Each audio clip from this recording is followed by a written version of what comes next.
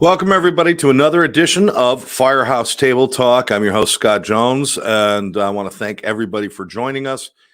Please remember throughout the show, or even right now, please make sure you like this link and that you join us on our ATC network on YouTube, and certainly hit the bell, the reminder. That way, when we have new shows, you will be informed about it as we go. We always have a great time talking with our friends at Palm Beach Garden Fire and Rescue, which is what we'll be doing today. As always, we hope everybody is happy and healthy and doing well. Let's bring our friend in. Should need no introduction at this point, but I'm going to do it anyway. This is Chief Keith Bryer from Palm Beach Garden Fire and Rescue, and he's been working with Palm Beach Garden Fire and Rescue for quite a long time and has been doing a bang-up job up there, always of service to the community and, more importantly, of service to our first responders. Chief, great to see you. Scott, it's good to see you. It's been a while, but it's nice to be back. Yeah, well, we've kind of hit a busy point there. I mean, I'm not sure about you, but it just seems like the last 3 months have been really chaotic. It has, for us as well. I'm wondering if possibly some of that has to do with the fact that we're just coming out of the COVID crisis. I mean, there's still things going on. I do know that. But people are trying to get back to work. We got new government in place. We got everything. And now we've got some sort of gas. I had to sell 2 of my children to get gas for work today. So, didn't get as much for them as I wished. But so there's been a lot going on. But I hope you and your family are well. We are. Thank you very much for asking. All is well. Good. And now, for those of you who don't know, we're coming to, if you're watching a rerun of this, we're coming to you right at the very beginning of summer. We're right here. Although in Florida, it's kind of hard to tell where that line is, isn't it? It is. Although I'll tell you what, over the last couple of weeks, you definitely know summer is here. Yes, absolutely. Without a doubt. The heat has been here. But with summer comes a whole lot of things. And that's what we're going to be talking about today, is we're going to talk about great tips for summer safety. We certainly want people to enjoy everything from fireworks to barbecues to beach time and everything else. But there's good ways to do it, and then there's very unsafe ways to do it. We're going to talk about that today. Chief, we brought some good people with us today. Why don't you bring them in one at a time? Who would you like to introduce first? We did. So let me start off with our Division Chief of EMS, Chief Corey Bissett. And then we'll bring in our Community Education Specialist, Casey Klein. Hey. Okay. Casey Klein, Chief Brissett, thank you both for joining us here today. I hope everybody is well and happy. Thank you. Yes, sir. Glad to be here. Thanks for having me. Thank you for having us. You've been working with these gentlemen for a while, Chief? Well, Casey's probably the newest member of the team, but he took off running. So as you know, community education is really a big part of not only the fire service, but our department really spends a lot of time getting out there in the community. So Casey is relatively new to us, but he's been going out there and he started off running and he hasn't stopped yet. So he's been a great asset to the department, great asset to the community.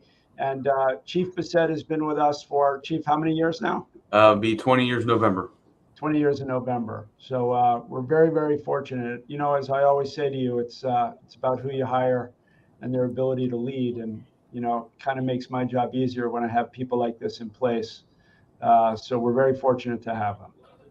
Absolutely. I know you always tell me it's all about the people that you have there. And everybody I've met and all the dealings I've had, it's just the A team. Definitely. You guys are killing it. Casey, we're going to be right up your alley today because we're going to be talking about things we want the community to learn. Yes, sir. Being the new guy on the block, what do you think of the fire and rescue at Palm Beach Garden? It's exactly like you said. It's the A team. I was just telling someone today, from the top to bottom. Super fortunate to have great leadership above me and have loved being here. The fire service is new to me. I came from nonprofit. So this is all new, and it's been like drinking from a fire hose, if you allow me to say. But it's been terrific. It's been great. I got to ask, did you still get picked on for being the new guy every once in a while? A little bit. Today I was over at one of the stations and caught a little bit of flack from one of the guys, but that's part of the territory, I guess. Absolutely. Well, we got a lot we'd like to talk about today. And again, please, if you guys are watching this and enjoying the show, share it with your friends, especially today's show, because we're really talking about safety for the public. Certainly, it's almost like we're trying to give you enough information so that these guys don't have to work as much. That's kind of what we're trying to do. Yeah. Put us out of business. Very true. Yes, it would be great. Listen, if I could go out of business dealing with addiction and you went out of business for emergencies and things, we'd all be happy. Absolutely. Mm-hmm. Yes, sir. Well, Chief, let's start with the first and foremost, because here we are towards the end of June, heading into July. Fireworks are just such a big thing. First of all, are people allowed to set off their own fireworks? So, and I'll have Casey elaborate on the specific safety, but yeah, they are. But there are very specific laws in the state of Florida. Mostly what we see is that's legal is the things that you can buy in Publix, the sparklers, those type things. But the things that actually explode or go up into the air or fire into the air have to have special circumstances in order to be able to legally use them.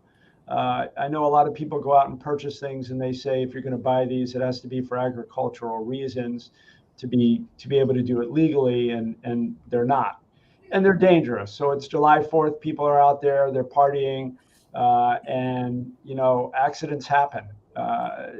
We see injuries almost every year associated with somebody either being hit, something explodes in their hands, or a flying object hits them. So we see these injuries almost every year. Absolutely. Now, Casey, like Chief said, is kind of getting right up your alley here with some of the safety stuff. Yeah. I think first off, let's make it clear that even the simplest of sparklers can still be dangerous if used wrong. Well, isn't that true?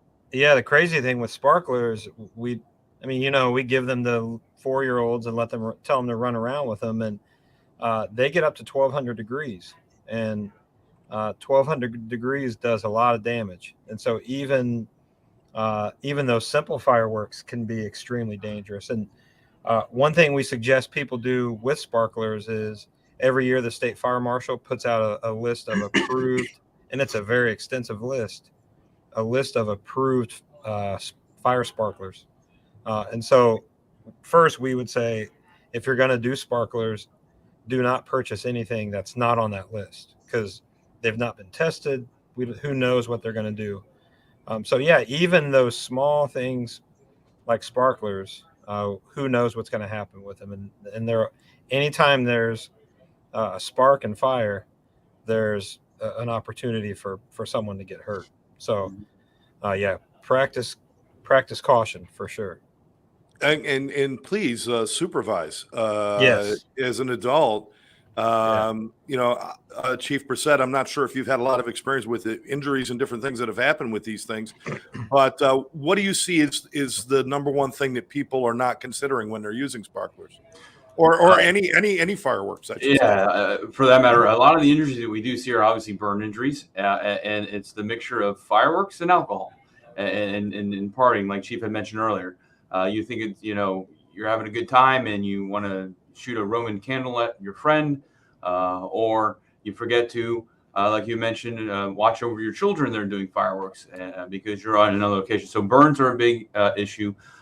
Traumatic injuries. So fingers, we have seen fingers blown off because of some of these fireworks that people don't realize are a lot more stronger than they realize they are, like these M80s and small sticks of dynamite, if you will. And they try to either not sure how fast the wick is going to burn, and burns faster than it did or they thought, and they try to throw it and not in time. So burns and traumatic injuries to the hands. And it might seem like one firecracker all by itself wouldn't do a lot of damage, but the truth is, if you're holding it a certain way and it goes off, it can do a lot of flesh damage, couldn't it? Absolutely. And again, that's we've seen a lot of hands because they either don't get rid of it soon enough, or they try to launch it and it just doesn't. They don't get rid of it, and it gets rid of their fingers very good. So, Chief Bryer, alcohol obviously is one thing you want to try to. If you're going to be handling anything like this, you should not be having any sort of drugs or alcohol involved because your judgment is impaired. These are very dangerous things we got to be careful of. Absolutely. And you know what? I would say the majority of the things that we see are probably alcohol related. And not only, we're talking about traumatic injuries such as fingers, but a lot of injuries to the eye. There's people that, get hit in the eye with a bottle rocket and lose their eyesight. And we want everybody to have fun. It's all in moderation, but certainly whoever's is in charge of those fireworks should not be impaired in any way, shape, manner, or form. Absolutely. Casey, now, is there also, should people put thought into where they do these things? Because I see a lot of people going off and shooting rockets up in their street in the middle of a very crowded neighborhood. Should they be aware of those things? Yeah, Scott, honestly, our first thing we would say is leave it to the experts. There are people that they are licensed, they are certified, they are experts in, blowing things up and doing fireworks. And so that's the first thing we would say is, we know they seem fun. We know that as kids, you want to run around and light them off. And the first thing we'd say is leave it to the experts. And then the second thing is, if you are lighting them off, make sure you have a space where people aren't close. If one doesn't go off, if it's a dud, never ever relight it. Who knows what can happen then? And anytime you're in a residential busy area, because it's not only thinking of injuries to people, but every year thousands of fires are started with fireworks. So it's not just personal injury, it can also be property injury. And so you get to an area where it's dry and there's dead grass or brush, fireworks are prone to start fires as well. So be careful around people and be careful around property are both huge things as well. Yeah. And Chief Brissett, I'd assume that the ones that people are buying in these little fireworks stores and stuff, they may not even be professional quality. So there's always that risk. We hear about the duds and stuff that you're going to end up with something that's not going to fire properly. Isn't that true? Yeah, it's true. And like Casey said, look at the recommended from the fire marshal. Look at the list. 2, do not ever approach a dud, like you mentioned, and like Chief Bryer mentioned earlier about the eye injuries. You go over to one of those packets of fireworks that was a dud, you look over it to see what happened, and there's a very significant eye injury if it decides to go off. So, yeah. Could any one of you, and just shout out, if there is an incident where something misfires, it doesn't go off properly, it may be a dud, maybe just a delayed reaction. What is the best way to handle that? Jason? Yeah, just leave it.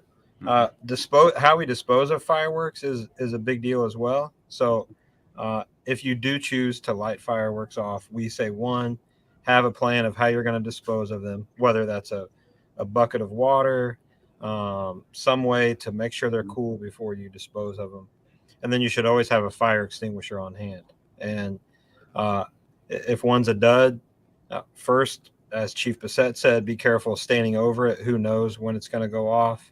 And then never ever try to relight it, because who knows what's going to happen. So if you can douse it in water, that's probably your best bet, because then that's going to prevent it from going off at all.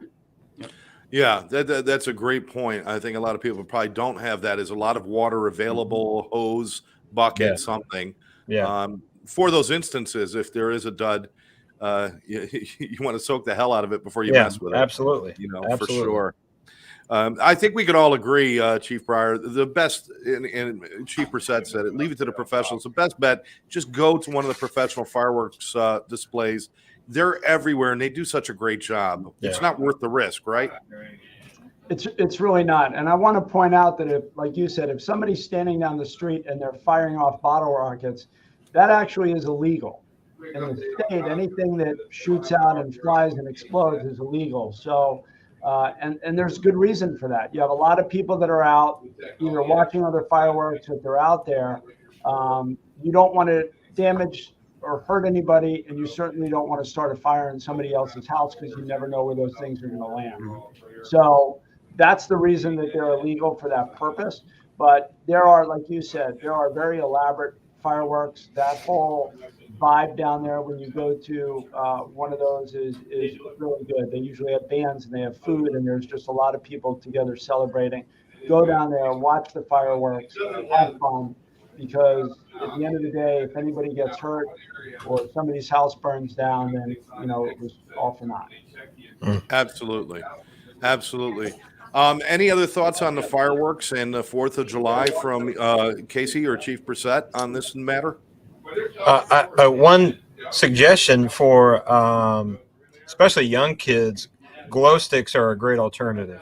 I know they don't sparkle and they don't do the things that sparklers do, but if you have young kids, glow sticks are a great alternative that kids still love, and there's no risk of anyone getting hurt or burned using those. And we said it earlier, and this will go along with everything we're going to talk about today, but when you have children, adult supervision is the biggest key, and constant adult supervision, not I'm just going to run in real quick to get something, but really making sure adult supervision is engaged and present and being proactive.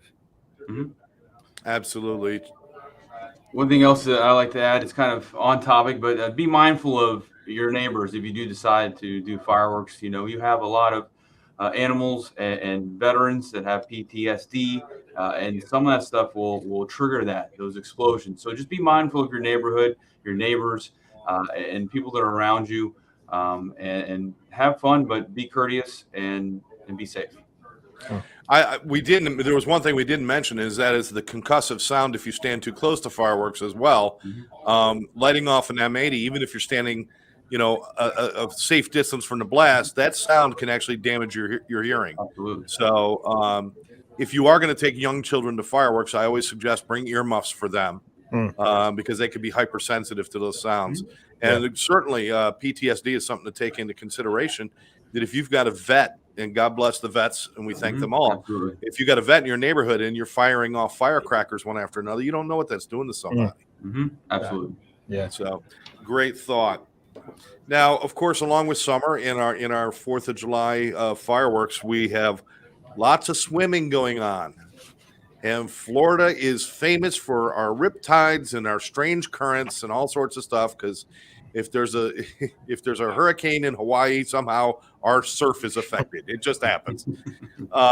Chief Bryer, we mentioned drowning. Is this part of what you're talking about? Is beach swimming, or do you want to include pools in that too? Well, it's actually both. We're talking about swimming at the beach. We're talking about swimming at lakes, swimming in the pool. And I think just like fireworks, supervision becomes most important. Having an adult at every stage where that child's outside, and making sure that if you do have a pool, that you have safeguards against that. You have a pool fence, you have alarms on your doors. Kids are attracted to pools and water. So when you do go to the beach, going where there's lifeguards and staying in those areas where there's certified lifeguards, ocean lifeguards, going to a community pool. But nothing takes the place of having adult supervision. Absolutely. I think that's probably that we can put that as it's kind of a common theme throughout this is adult supervision. And Casey, we see it every year. We see, kids drowning in pools. And we see people having issues with rip currents and tides. We have supervision. I mean, is the buddy system something even adults should think about having when they're at the beach and other places? Absolutely. Because you never know. We all think if we can swim, we think we're strong swimmers. And even a strong swimmer can get caught in one of those rip currents. And or if you're swimming in your own pool and you have some sort of a medical incident and all of a sudden you're incapacitated and can't swim. And a buddy, no matter how young or old you are, the buddy system is a great idea. Now, speaking specifically about beaches, Chief Brissett, I know you've probably been well-trained and versed in water rescue and things like that. Always make sure that the beaches have lifeguards and that have those things, because even a good swimmer who has some knowledge, saving somebody from a dangerous rip current or something like that is not something that just anybody can jump in and do. Isn't that true? That is very true. It's always better to swim in a guarded area. We have a lot of visitors that have never seen a beach and do not know what a rip tide or rip current are.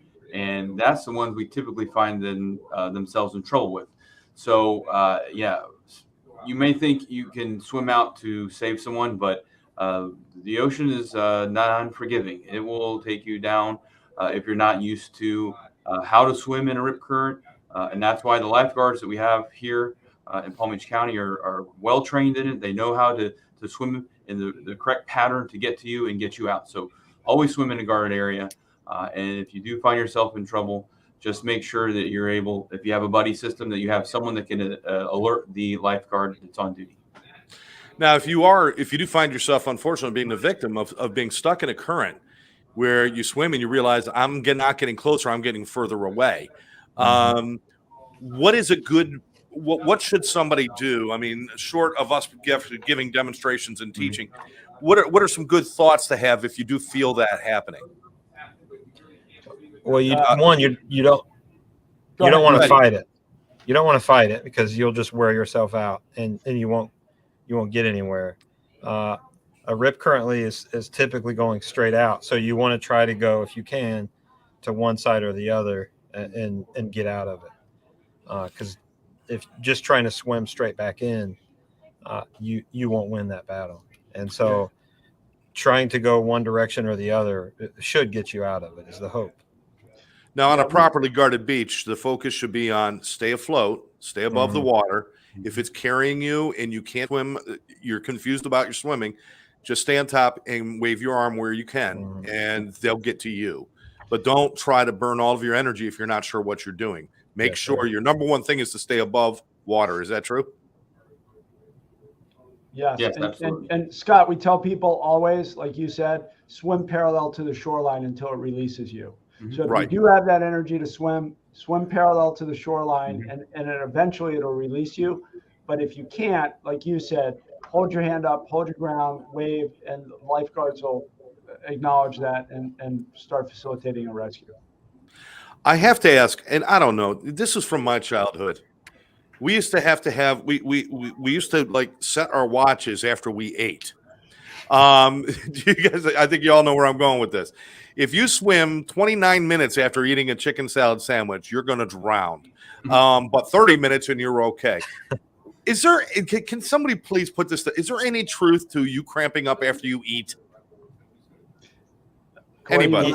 EMS chief, you got any input on that? The only thing that may occur is that if you do any kind of physical activity after you eat with a full stomach, it might cause some issues as far as it maybe coming back up, but it shouldn't affect your swimming. You should be able to swim, but I don't suggest doing that on a full stomach or any physical activity for that matter, because it can cause some issues with the seeing your lunch again.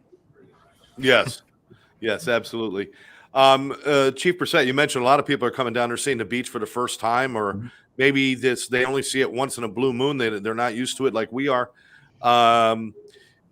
Very little water is needed to take somebody off their feet, especially if you have your kids playing down near the water. The minute that their feet touch the water, you need to be near them, especially for small children, because up to their knees, and that would only be about that much water for a child. That can still, one wave can still pull them down and hurt them. Is that correct? Absolutely. And again, them not knowing the water in South Florida or any beaches for that matter, you've got to have a really good respect of the ocean and what these waves can do. So once the feet touch the water, you should be around them, supervising them. And sometimes it might only, like you said, Scott, take a small wave to get them down and then get them out into water that is shoulder to head high, possibly very quickly. Absolutely. Chief Bryer, one of the other things is, when you're going to the beach, there's a lot of times you're going to feel a breeze. You feel like it's not as hot as it actually is, but you are cooking. And a lot of people might go out there with alcohol. They're not staying hydrated. I mean, that's an issue that we have too, isn't it? It is. We see this every year, not only by the beach, but just remember that this time of year, we have people that are roofers that are up on the top of a roof doing roofing this time of year. People outside sports today in the city, they're doing baseball.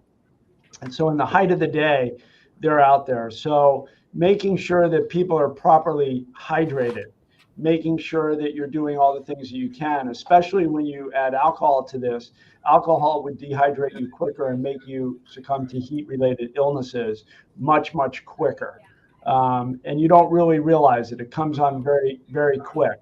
So making sure, and Chief Bissett will talk a little bit more on the prevention of that, but we see that. We're in South Florida. The humidity is high. It's hot out there. This becomes an issue for us every time. This time of year, we will run heat-related illness calls for sure. Wow. So, Chief Brissett, every day you turn on the TV and you got somebody drinking a nice cold beer out on the beach, and it's like they're giving you the impression that that's enough to cool you down. Obviously, that's not enough. What are some things that you need to be thinking about to take care of yourself when you are in these heat situations? So I always joke, here in South Florida, it's the only place where you can be in a pool and still be sweating, especially during the summer. And that doesn't even cool you off. So South Florida during the summertime with the humidity and the heat index, you need to always think ahead and be prepared. So if you plan on a day out at the beach or pool or sports, you need to begin hydrating the day before, because you can't just think you can wake up the morning of and start hydrating. You start hydrating the day before so that you're better prepared to acclimate to those temperatures. And if you decide to partake in alcoholic beverages, wherever you may be, make sure that you still continue to hydrate throughout that day, because the sun, again, is unforgiving, and you don't realize that you're sweating and perspiring and you're losing your hydration, your water, and then you become dehydrated, and you also continue to drink. And if you're not hydrating or rehydrating, you're going to feel the effects of that. So no matter where you are, beach, roof, sports, that's a good practice to begin hydrating the day prior so that you're prepared for those long days. So what are some signs people should look for that they're in trouble? Because we use words like dehydrated and sunstroke, and people think, oh, it's no big deal. But it is actually could be very, very dangerous. What are some signs we should be looking for if we're out there too long? So, there's a progression of heat emergencies. So the first, not true emergency, but the first part of that is heat cramps. So you'll begin to feel heat cramps, whether they're in your stomach or in your legs. And that should be the first sign to tell you, hey, you need to begin hydrating and taking care of yourself. If you ignore those signs and those cramps and you continue to do your activity, whatever it may be, you will move into what's called heat exhaustion. Heat exhaustion has some more elements to it, some more symptoms: dizziness, mild confusion, headache, irritability, extreme heat, thirst, heavy sweating. You still have time to kind of turn that around. You should get yourself out of the environment, for one, get yourself out of the heat, begin to hydrate at that point. And then if you ignore that and you don't begin to hydrate and protect yourself from the elements, you move into heat stroke. And that is a true emergency. That's where your body can no longer regulate your temperature, and your internal temperature begins to rise, and your body does not have any ability to cool itself off. So if we see that, we know it's a true emergency. So the best thing you do is address the situation early on. When you're starting to feel the cramps, when you're out in the heat, get yourself out of the elements, get yourself in an air conditioned area or in the shade, begin to hydrate at that point. If you don't do that, at least catch it in the exhaustion phase or have someone help you, because you might be confused or dizzy. Get in the elements, and by all means, always call 911. Get us there. We have IV fluids we can give you to help you replenish your fluids quickly. And if it does get to the part of heat stroke, you really need us there, because potentially that can be fatal. And we don't want to see anyone, especially down here during summer with your family and friends, suffer a heat stroke and potentially die from it. So if you have any question, call us early on, dial 911, let us get there. And the steps that you can take early on is get into some shade, get into some cool area, and start to hydrate. But if they begin to feel nauseous or vomiting, don't give them anything to drink, because they'll just vomit that back up. Wow. But if they are vomiting and nauseous, good thing to call 911 at that point. Definitely. Right. Yes. Yeah. Absolutely. Yeah. Okay. Casey, one of the things that I mentioned a little bit ago was, you don't feel the heat as much sometime when the wind is blowing, or if it's maybe slightly overcast, you're not feeling, Sure. but you're still getting the full sense of the sun. Just because it doesn't feel like the sun is on you, the sun is on you. People really need to take caution of that. We learn more and more all the time about different cancers and stuff that we can develop from sun exposure. Not to mention just a painful sunburn that can be more than just an irritation. It could be like almost a third-degree burn. Yeah, absolutely. So what should people be doing to prepare themselves to be out in the sun? Yeah. So being aware is a big deal. I feel like I'm in my early 40s, and I feel like when I was a kid, we didn't talk about skin cancer. We were out at the pool all day or out at the beach, and you wanted to get tan.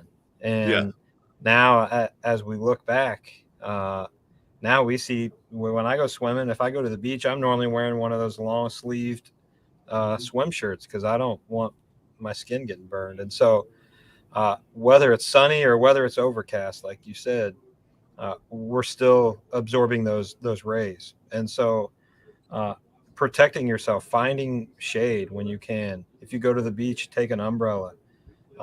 Sunscreen really does work, especially on young kids. Make sure, especially exposed areas like the face and the back and our shoulders, those areas where we know we're always getting burned first.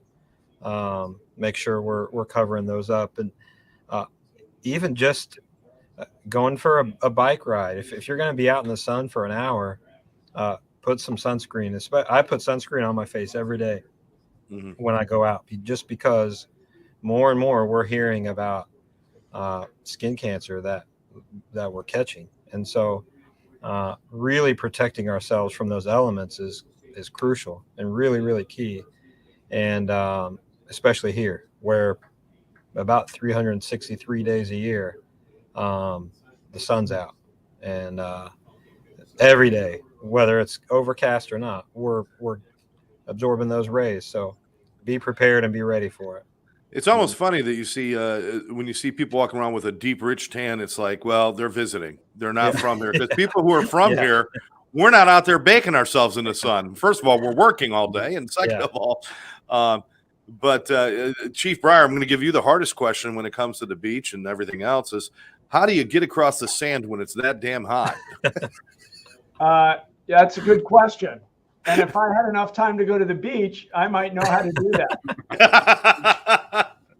But and you know what? We have seen, a lot of our personnel are actually lifeguards as well.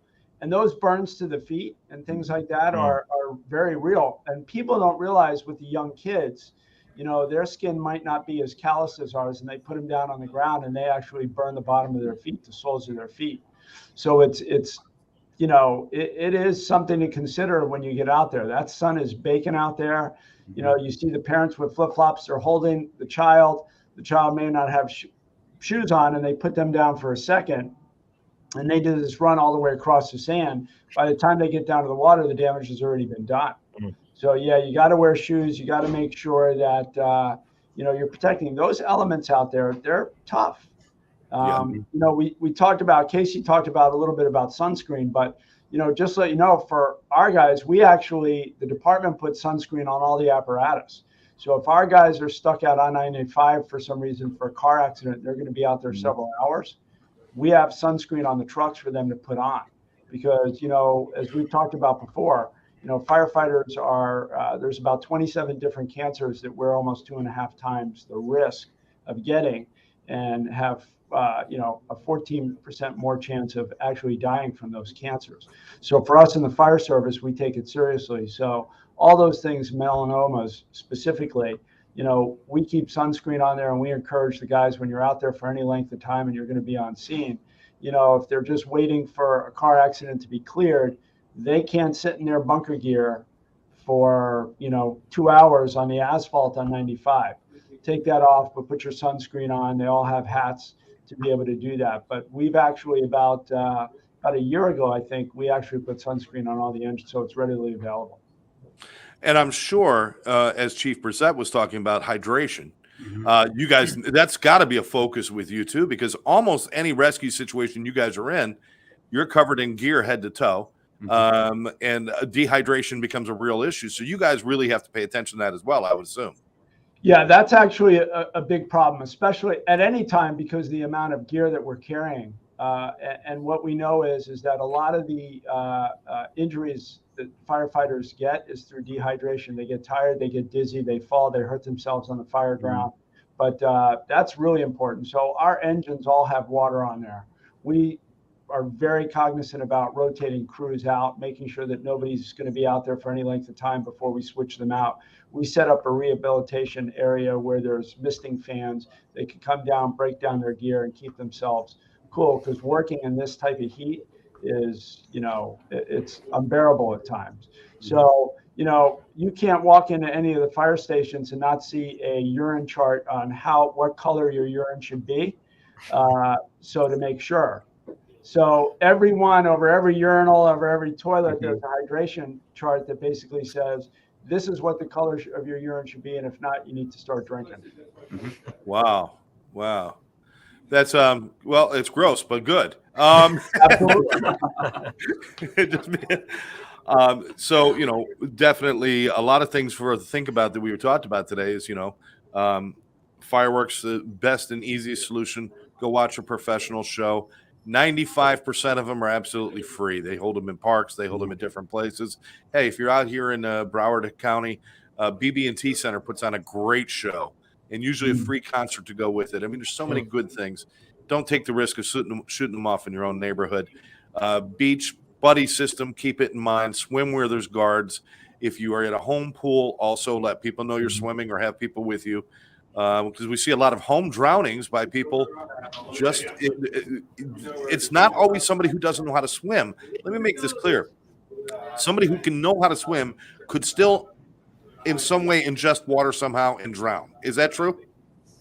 Yeah, Scott, believe it or not, in Palm Beach County, adults age 20 to 25 have the highest drowning rate when it's based on population.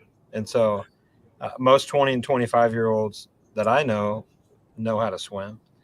And I'm assuming alcohol probably factors in to that. I would assume, yes. But that's pretty wild to think about. And Florida leads the country in drownings of children between 1 and 4 years old. But here in Palm Beach County, 20 to 25-year-olds have the highest percentage, have the highest rate. And yeah, I'm sure that's just us thinking, I'm good. I don't need a buddy. I don't need anything else. I know how to swim. And unfortunately, that's not always the case. Wow. Well, that's a good point. Even if you know how to swim or do things, you still have to practice safety precautions and be careful. Anything can happen. Definitely, please hydrate yourself and watch the sunscreen, please. It's all wonderful to have a great tan, but when you're a corpse, nobody really cares. So take care of yourself. Take care of your skin. I want to add in a segment here, and Chief, I'd like to probably keep this segment in place on our shows through the next several months, which is hurricane preparedness. I think this is important because we could be dealing with all of these situations. We could be dealing with extreme heat when the power goes out and there's no relief from it. We could be dealing with all this stuff. First of all, Chief Bryer, where would somebody figure out how is the best way, or what should I put together to be prepared, or at least at my best prepared? So, there's hurricane guides that you can pick up almost anywhere. The City of Palm Beach Gardens, palmbeachgardens.com.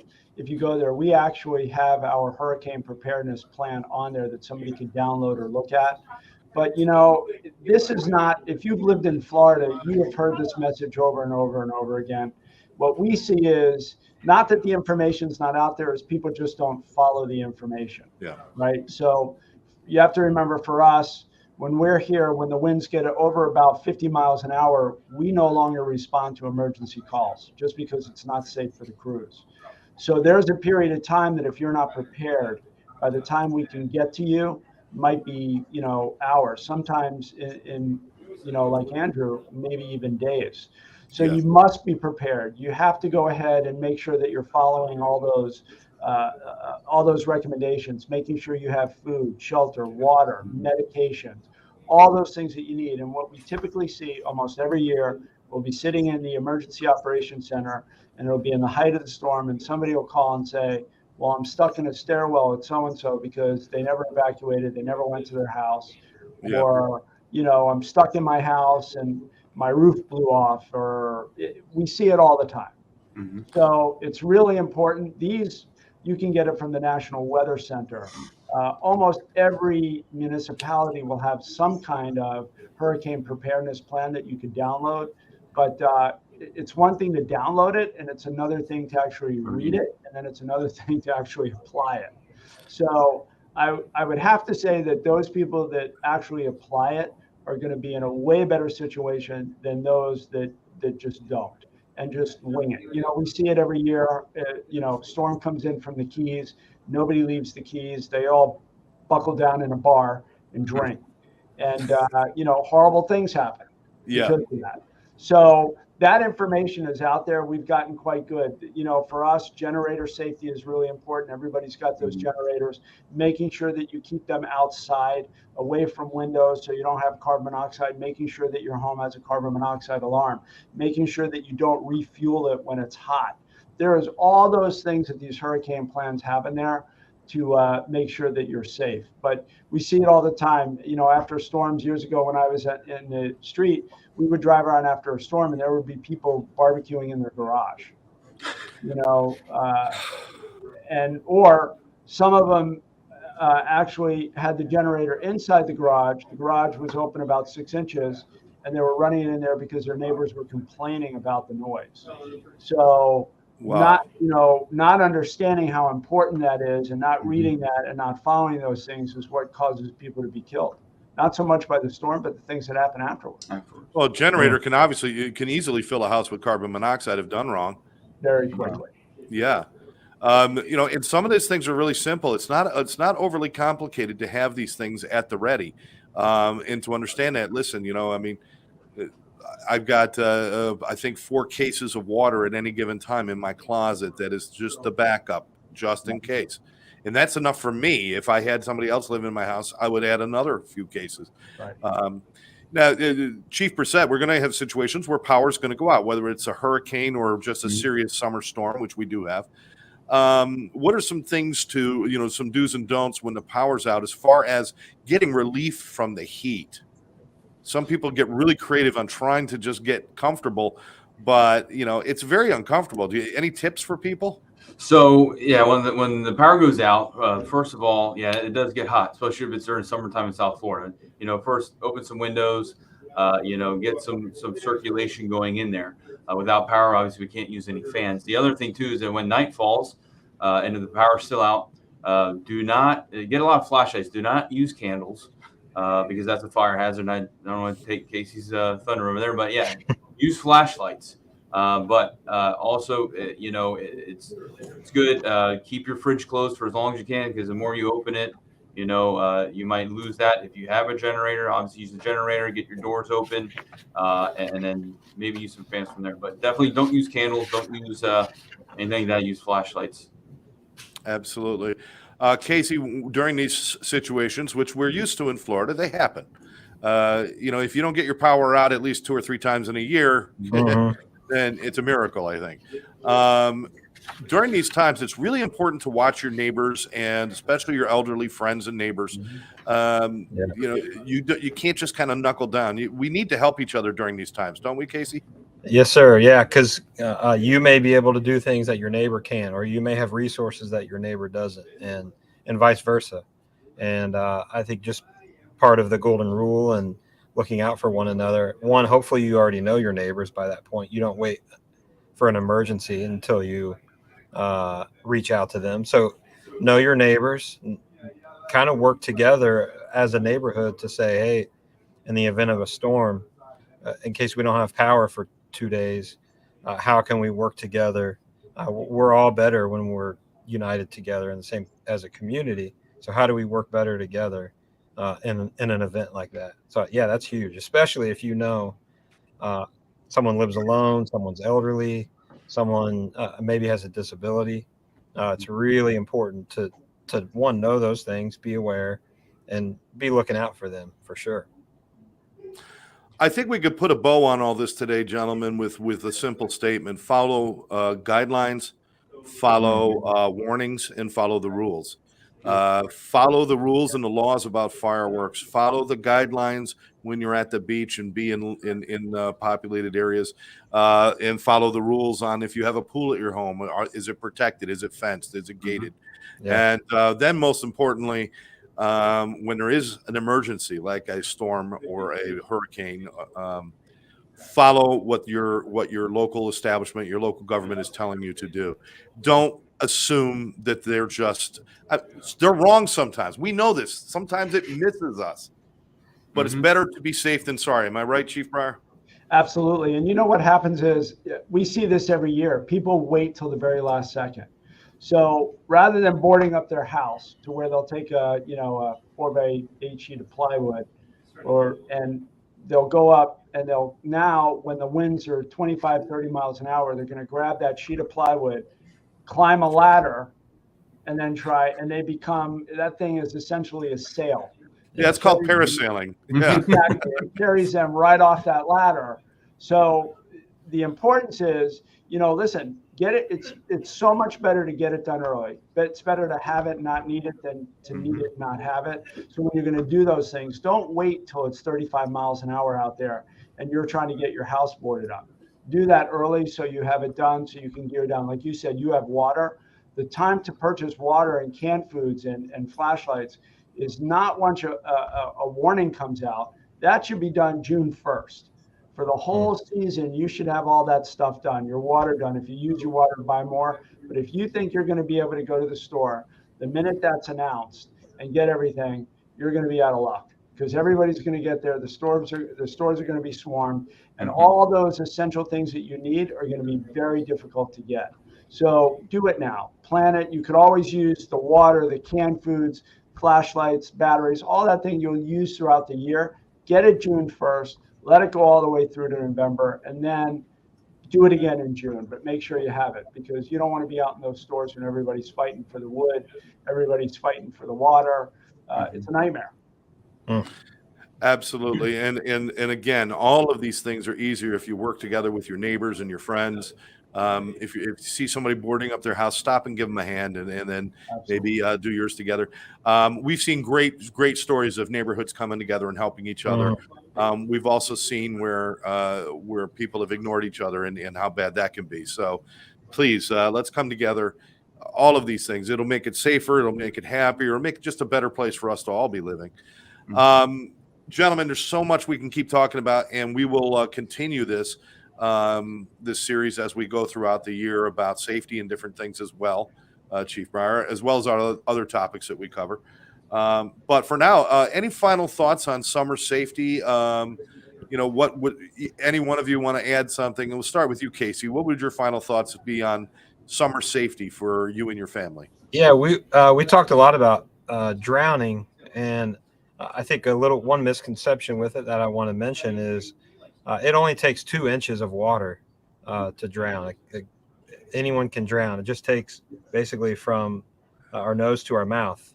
And so when we talk about adult supervision, there's a term they call it a water watcher. And if you have kids swimming, one, make sure they have U.S. Coast Guard approved life preservers on. 2, make sure there is constantly an adult watching and a sober adult, because it just takes a second. And so I think we all think, well, that will never happen to me, and that's just a dangerous mentality to have. And so just being extremely vigilant around water, it disheartens me that Florida, and there's a lot of swimming here, but that we lead the country in childhood drownings under the age of 5. And I would love to see us as a state continue to be vigilant, fighting against that. And so just being aware, being educated, and really being vigilant about constantly addressing those things. I know these are final thoughts, but I just do have to piggyback on that for a moment, Casey, because you made a good point. People don't quite understand what drowning is sometimes. Drowning doesn't mean you spend your entire time under the water. You're drowning under the water. You can actually be underwater for a short period of time, but come up with enough water in your lungs and everything that you're continuing to drown even after you've come out of the water. You think you're fine and you're drowning. Yeah. Yes. So just a moment underwater is too much. So watch your kids closely, please. Chief Brissett, any final thoughts on summer safety? Yeah, just it's the first time in the past few years that we're able to congregate and get back together with COVID and everything. So we'll be going to firework events and being around each other, which is a good thing. It's time. Just be safe. Make sure that when you're doing activities out in the sun in South Florida with the humidity, you begin, like I said, to hydrate the day before, the night before. That'll make you the most prepared for that next day for whatever activity you're doing. Be cognizant of people around you when you're doing fireworks because of the injuries that you may, hopefully not, but may receive from not doing them properly or unsafely. And then two, with the sun in general in South Florida, I'm a big proponent of getting your annual checks, especially if you're pale and fair skin like me. Go see your dermatologist twice a year. And don't forget, I'm also follically challenged, so don't forget about covering up your head. Just be safe and have a good summer, a safe summer, and let's get back to our normal summers. Fantastic. Thank you very much. Chief Bryer, final thoughts on summer safety, my friend. So two things. One of them I really want to stress is that when you have a child, there has got to be an adult with them all times. And when you transfer that responsibility, do it in person, face to face. Do not expect a 3-year-old when you say, if you're going to go out in the pool, go grab your sister and go out there, because they're not going to do it. We had an incident where that exact same thing happened, where the younger child was with a sibling who said, I'm going to go to my friend's house, go tell dad that you want to go into the pool. That child went right out to the pool and drowned. It has to be a face-to-face each and every time, no matter what. The other thing I want to stress is if you have small children, CPR, learning CPR, the importance of doing that. You can do that almost anywhere in any municipality. You can go down. There's the American Cross. There's the American Heart Association. Learn CPR. That's going to be very important. By the time that we get there, many times, if CPR isn't done, then there's not much we can do at that point. So the success that we've had in our cardiac arrest, people that wind up being neurologically intact, right? They have no brain damage. They went into cardiac arrest. 100% of the time had bystander CPR. It works. It's important. It is easy to learn. It's quick.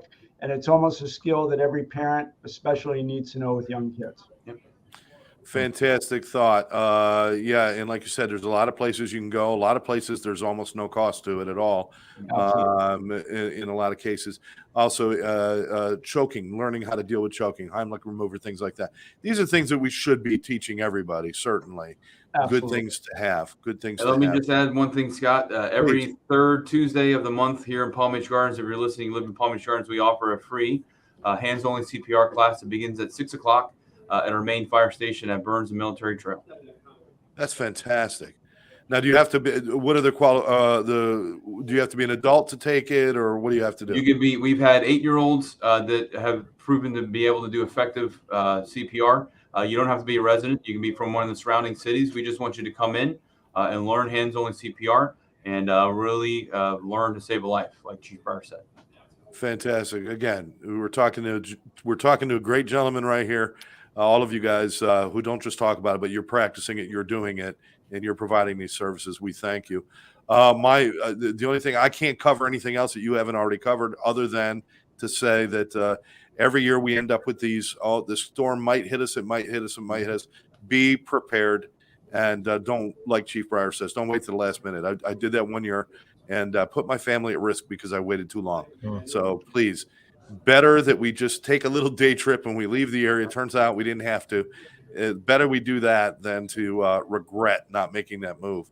Also, to let people know, mustard goes on hot dogs, ketchup goes on hamburgers, anything else is sacrilege. I'm just telling you right now, it's my summer pet peeve. Very good. I want to thank all of you for joining us. Casey Klein, Chief Brissett, and of course, Chief Bryer. Bryer, it's always such a pleasure to spend time with you, my friend. Likewise. I hope you and Karen, I haven't seen her in a while. Please send my regards. I've talked to her a couple of times. We've texted back and forth, but please send her my regards. As always, thank you for everything you guys do for the fire service. I don't know that many people realize just how involved you guys are for helping fire departments with who their members have addiction. You guys are absolutely phenomenal. Anybody, any fire chief, anybody in the fire service that has an issue and they need to get some direction or some help, ATC is phenomenal. And we've reached out to you guys, and you guys have been nothing short of amazing. So we appreciate everything you guys do for the fire service. Thank you very, very much. It's absolutely our pleasure, and it's our pleasure to work with such great people. I know years ago you and I sat down, or Karen and I sat down, and you said, we want to be at the front of this. We want to be, and you guys certainly are. You've got great character, and thank you to you, to your crews, and to everybody who works with you. Thanks, Scott. All right. Well, I want to thank all of you out there for watching us. Remember, summer safety. We all want to have fun this summer. There's no reason you can't have the best summer ever with a few safety precautions. And it beats having regret for the rest of your life because you didn't do it. So please, if you want more information, reach out to Palm Beach Garden Fire and Rescue. You can reach out to us here at ATC. ATC will put you in touch with people. Any questions you have, ask the questions, but please, please do not just assume that you haven't been injured, you haven't been hurt, nothing's happened to you so far, so it's not going to happen this year. You never know. For all the gentlemen at Palm Beach Garden Fire and Rescue, I'm Scott Jones with FireHouse Table Talk. We'll catch you next time.